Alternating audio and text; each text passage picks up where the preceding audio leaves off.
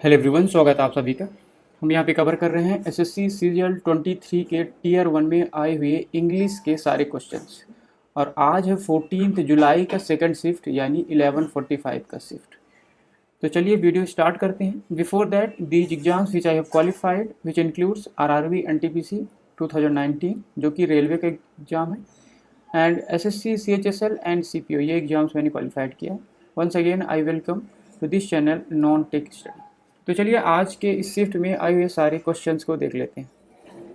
Okay, तो first question है हमारे पास, select the most appropriate option to substitute the underlined segment. तो ये हमारे पास जो अंडरलाइन सेगमेंट है इसको हमें करेक्ट करके बताना है।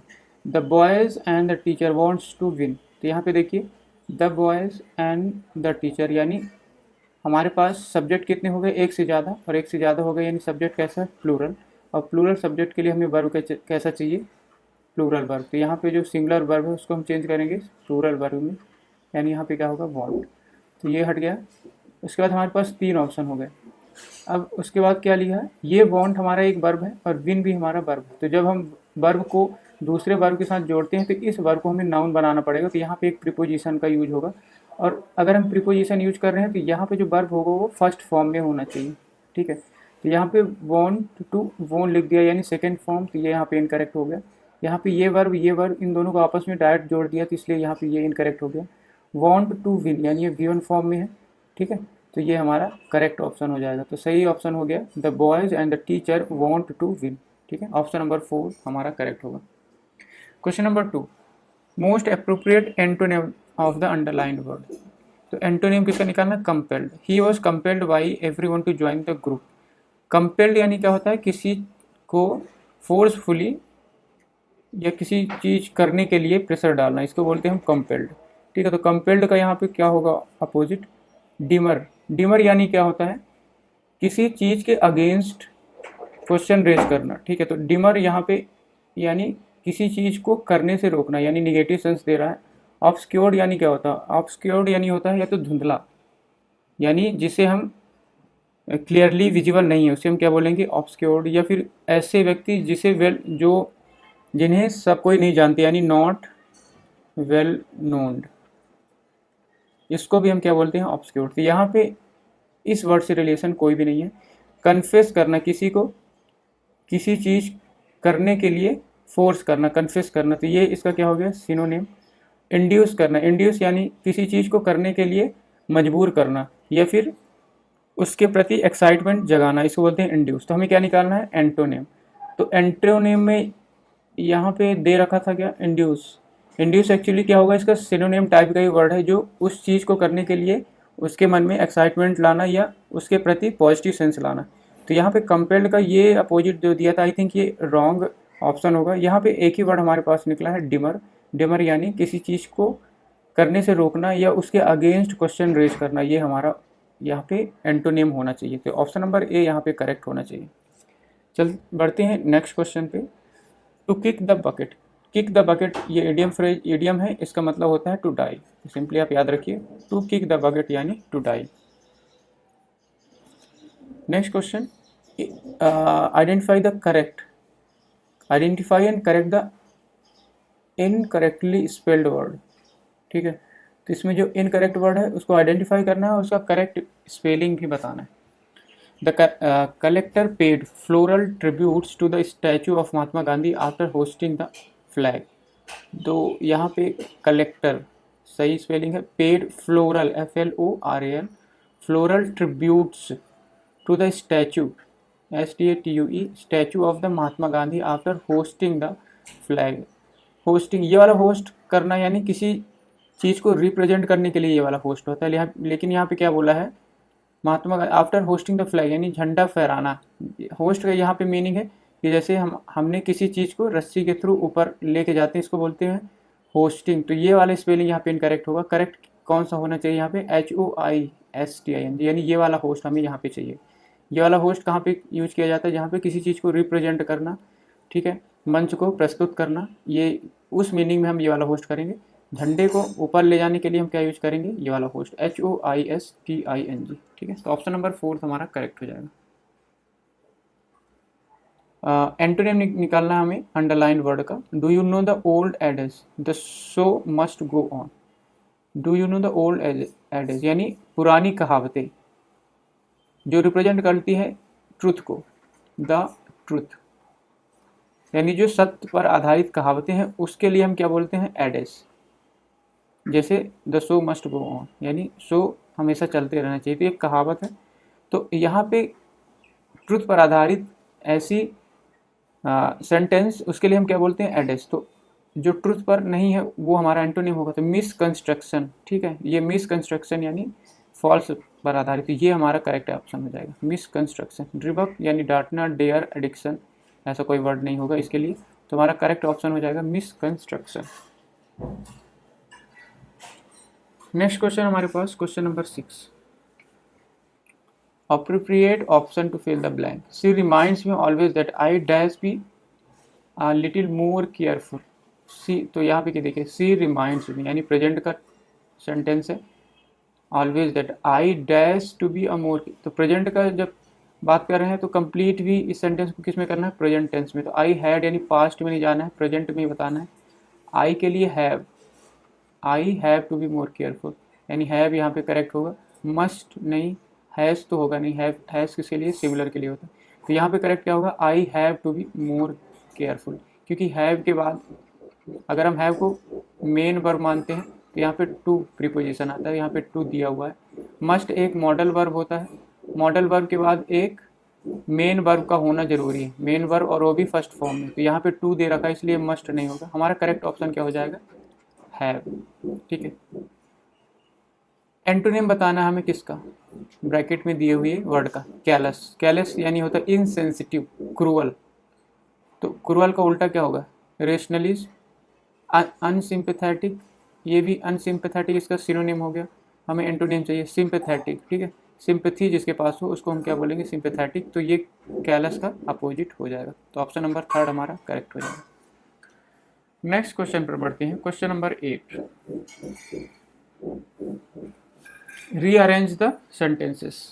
अब यहाँ पे देखिए दो सेंटेंस यानी फर्स्ट और लास्ट हमें दे रखा है, S1 एंड S6 हमें दे रखा है, बीच की जो सेंटेंस है उनको रीअरेंज करना है। तो फर्स्ट क्या है, newspapers especially of the popular variety aim to do two things, to perform and to entertain. ठीक है, और लास्ट क्या दे रखा है, reporters also wish to create a sense of authenticity that the news is accurate and genuine।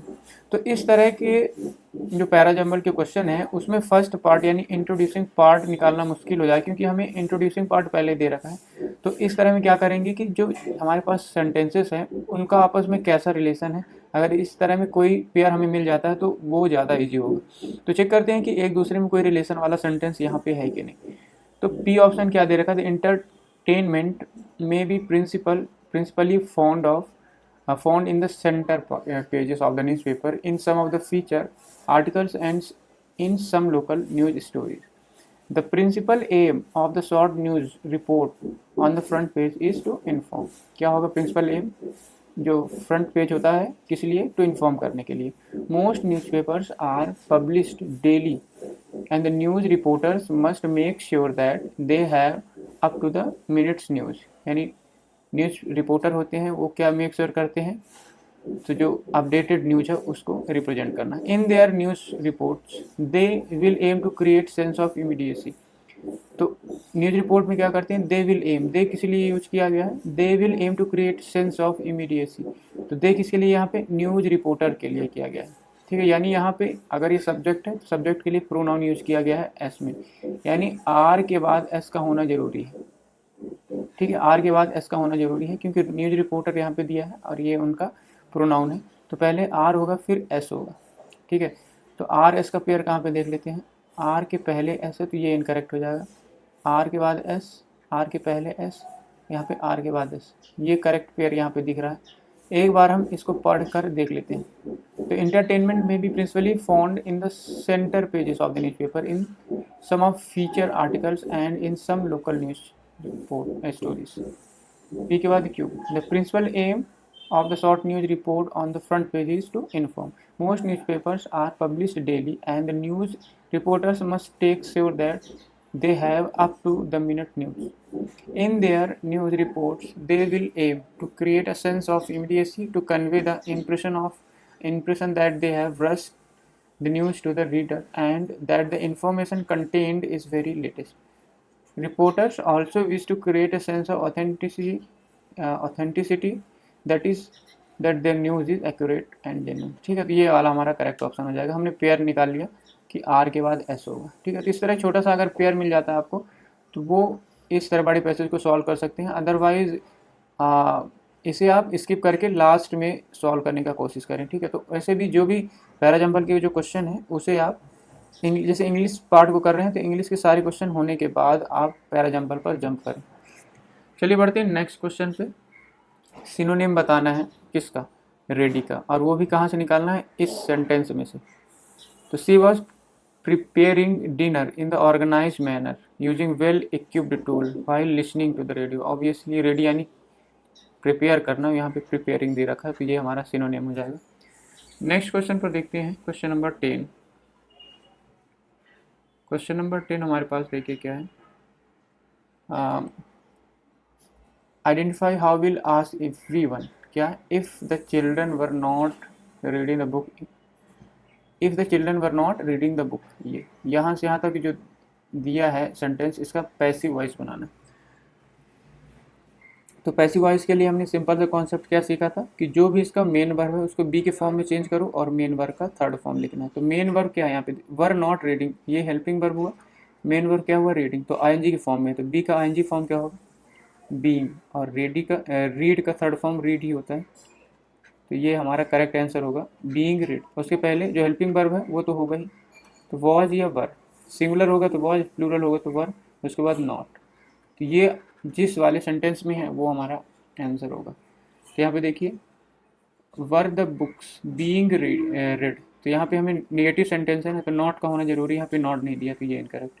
Were the books not being red, ये हमारा हो सकता है। नॉट बीइंग रेड इसमें भी दिया है और यहाँ पे बीइंग नहीं दिया तो ये इनकरेक्ट, यानी दो में से हमारा करेक्ट होगा। उसके अलावा अब वर्ब अगर सेम हो जाए तो हमें क्या चेक करना है? उस सेंटेंस का सब्जेक्ट और ऑब्जेक्ट। तो यहाँ पे इफ़ द चिल्ड्रन वर, यहाँ पे एक्टिव सब्जेक्ट था द चिल्ड्रन, तो इसका पैसिव वॉइस में ये कैसा बनेगा? उसका ऑब्जेक्ट बनेगा। एंड यहाँ पे द बुक्स ऑब्जेक्ट था, तो इस सेंटेंस यानी पैसिव वॉइस में पैसिव सब्जेक्ट रहता है, तो पैसिव सब्जेक्ट क्या होगा? The books.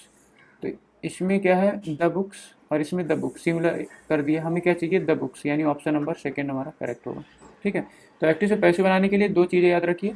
एक, वर्ब को चेंज करना, अगर ये नहीं मिलता तो आप सब्जेक्ट और ऑब्जेक्ट इनका कंपेयर करेंगे तो यहाँ से आपको सही आंसर मिल जाएगा।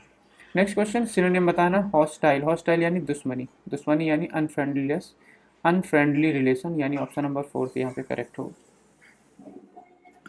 ठीक है, यहाँ पे प्लीजेंट यानी होता है पॉजिटिव सेंस में, हॉस्पिटेबल यानी मेजबानी करना, एम्पैथेटिक यानी सिंपैथी टाइप का वर्ड।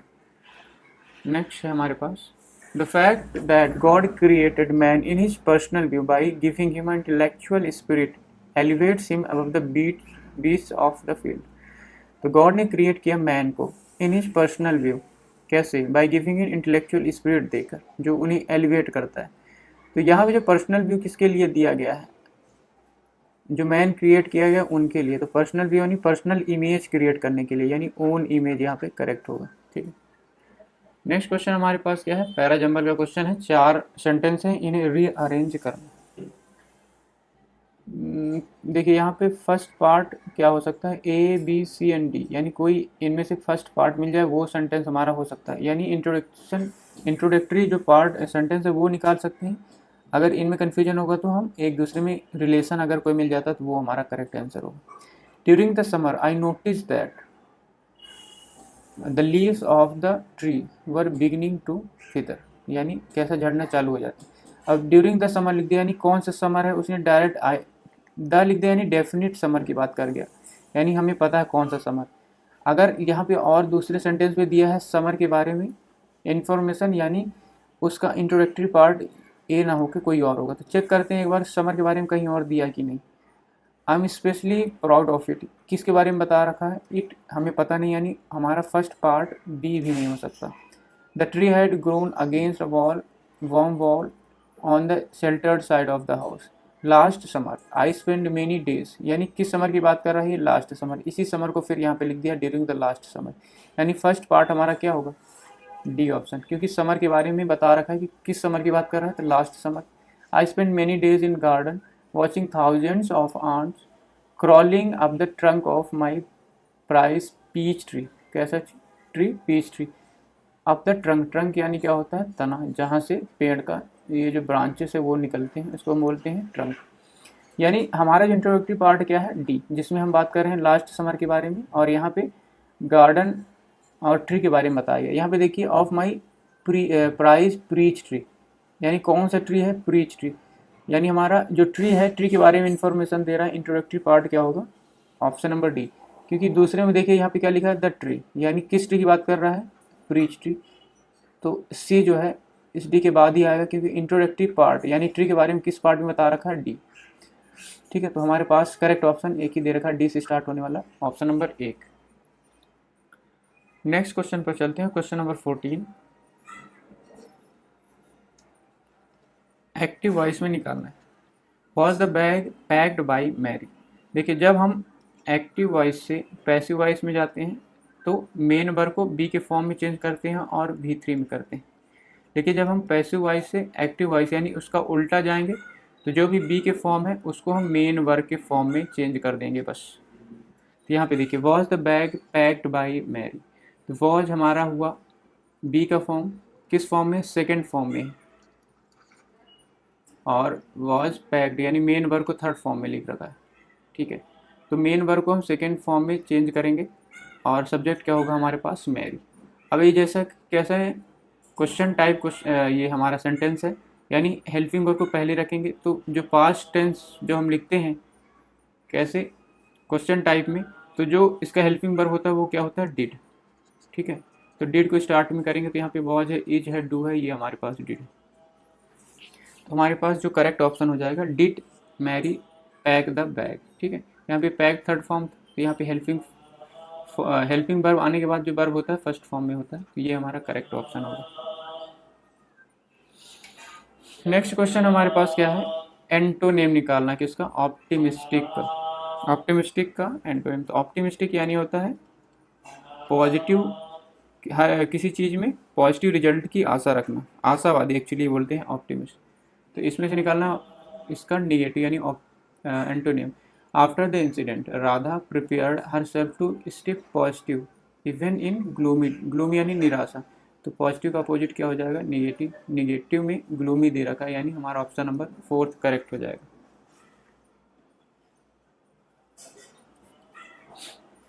यहाँ पे क्या निकालना है, सेगमेंट में दिया हुआ सेंटेंस को यहाँ पे जिस पार्ट में एरर है वो हमारा करेक्ट आंसर होगा। After knowing truth the jury took the right decision in the case, after knowing the truth the jury took the right decision. यहाँ पे देखिए आफ्टर क्या हुआ हमारे पास, प्रीपोजिशन, प्रीपोजिशन के बाद हमें क्या चाहिए, या तो नाउन हो या जीरंड हो। ठीक है, तो किसी वर्ब को आईएनजी के फॉर्म में लिखा जाता है तो वो जीरंड कहलाता है। तो यहाँ पे नोइंग करेक्ट है। ट्रूथ, किस ट्रूथ की बात चल रही है, यहाँ पे सिंपली इनडेफिनिट नाउन लिखा है। The jury took the right decision in the case, तो ज्यूरी ने राइट डिसीजन लिया।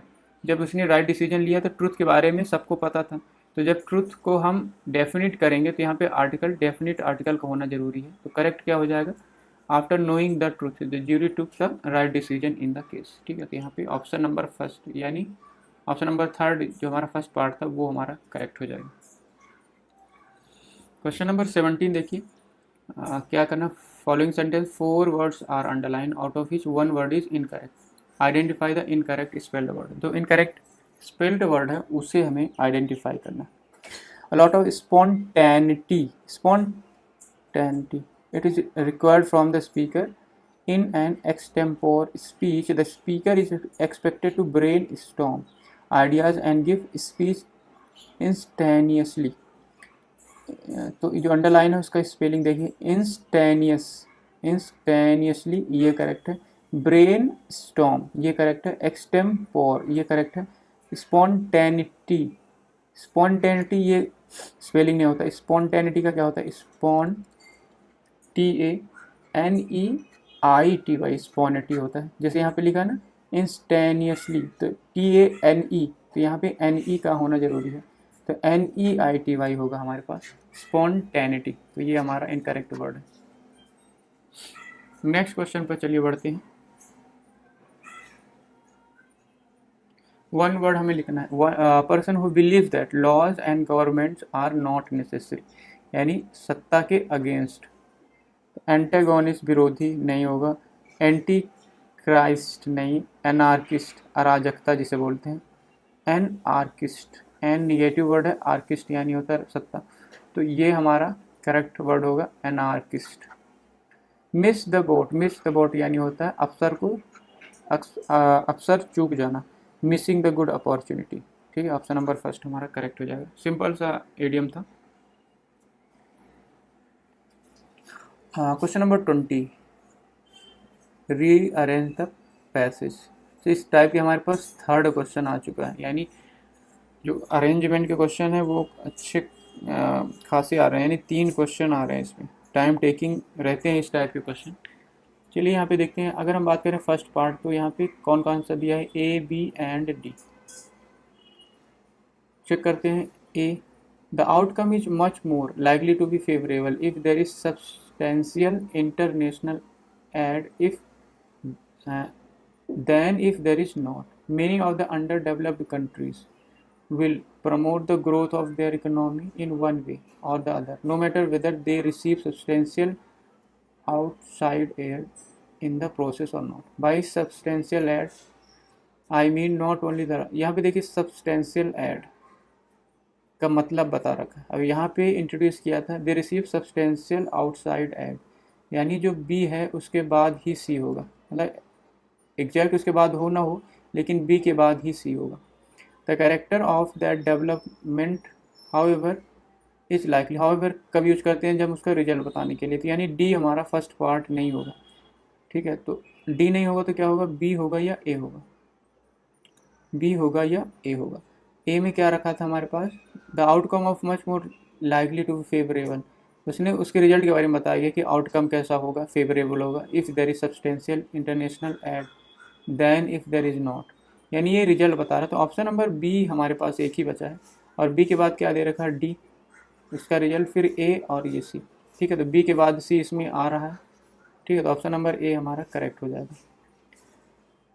तो ऐसे आप सॉल्व कर सकते हैं, पेयर चेक कर सकते हैं, अदरवाइज आप सेंटेंस को एक दूसरे में मतलब ऐसा निकाल सकते हैं कि कौन किसके बाद आएगा, ऐसे भी इस टाइप के सेंटेंस को सॉल्व कर सकते हैं।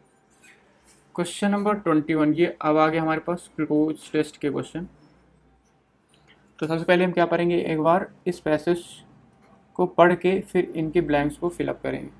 The sun is the star at the centre of dash solar system, it is nearly perfect ball of hot plasma. The sun has inspired us since ancient times.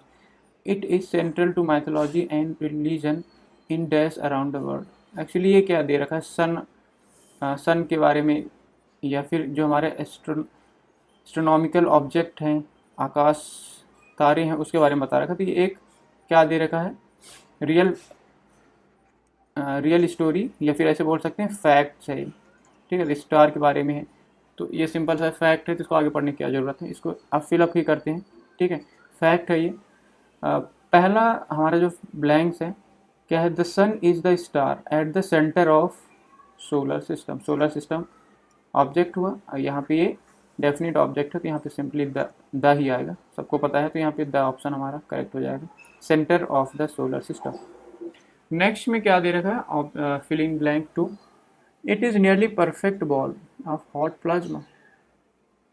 ठीक है, the sun has inspired us since ancient times, it is central to mythology and religion in dash around the world. देखो ये centre to mythology पे है, and religion किस पे? Cultures. Religion किस पे है? In cultures around the world. Process पे नहीं है, रिलीजन इन कल्चर। यहाँ पे सिंपली आप मीनिंग से भी निकाल सकते हैं। ठीक है, प्रोसेस, सेंसेस या टाइप्स अराउंड द वर्ल्ड नहीं, यहाँ पे आप कल्चर, यहाँ पे परफेक्ट वर्ड होगा। It's central to mythology and religion in cultures around the world. It keeps our planet warm, enough for living things to grow. It gives us light so we can see. It is by far the most important dash of energy. किस चीज़ का energy है? Important dash of energy for on earth. ठीक है, तो next और option क्या दे रखा है? Gesture of energy, source of energy, control of, या सिंबल ऑफ एनर्जी. तो किस चीज़ का मोस्ट इंपॉर्टेंट पार्ट है ये? Source of energy. ठीक है, सोर्स ऑफ एनर्जी. सिंपल सा पैसेज लग रहा है ये. ठीक है, फैक्ट है एक्चुअली. फैक्ट के बारे में बहुत सारी चीज़ें पहले से पता होता है, तो यहाँ पे simply source of energy for life on earth correct होगा. It is about 100 times as wide as. Pair आपको पता है, एज का पेयर एज के साथ, एज वाइड एज. इसका ऑप्शन क्या क्या दे रखा है यहाँ पे? ऑफ कोर्स यहाँ पे एज दे रखा है, तो क्या होगा? As wide as the earth. If there were no sun many things wouldn't occur like photosynthesis or the presence of oxygen which would have caused no dash. यानी यहाँ पे लाइफ का होना, अभी जो प्रेजेंस है किसके कारण है? सन के कारण. तो यहाँ पे क्या होगा? which would have caused no skill नहीं, no existence of life. Of course अगर सन नहीं होता तो यहाँ पे ऑक्सीजन नहीं होती, और ऑक्सीजन नहीं होती तो लाइफ का एग्जिस्टेंस नहीं होता. ये सिंपल सा पैसेज है. आई होप आप सबको ये सिंपली हो गया होगा. ठीक है, तो इस तरह के अगर पैसेज आते हैं तो I think every one of you will solve the question. चलिए, ये लास्ट क्वेश्चन था. आई होप आपको ये वीडियो अच्छी लगी है. And if you like the video please hit the like button and subscribe my channel. इसके अलावा अगर कोई डाउट है please comment your doubts in the comment section. चलिए, आज के लिए इतना ही. Thank you so much for watching.